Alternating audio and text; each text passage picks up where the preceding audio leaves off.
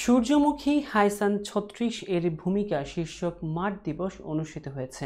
আমাদের বরগুনা প্রতিনিধি মোহাম্মদ আসাদুজ্জামান জানিয়েছেন, বরগুনায় ভোজ্য তেলের বাড়তি চাহিদা পূরণে সূর্যমুখী হাইসান ৩৬ এর ভূমিকা শীর্ষক মাঠ দিবস অনুষ্ঠিত হয়েছে। সকাল ১১টায় সদর উপজেলায় আজগরকাঠি গ্রামের কৃষক বনি আমিন এর বাড়ির সামনে এই মাঠ দিবস অনুষ্ঠিত হয়। মাঠ দিবসে প্রধান অতিথি হিসেবে উপস্থিত ছিলেন বাংলাদেশ কৃষি মন্ত্রণালয়ের যুগ্ম সচিব ও ডাইরেক্টর জেনারেল মোহাম্মদ আবু জোবায়ের হোসেন। বিশেষ অতিথি হিসেবে ছিলেন কৃষি সম্প্রসারণ অধিদপ্তরের অতিরিক্ত পরিচালক মোহাম্মদ সাইফুল আলম।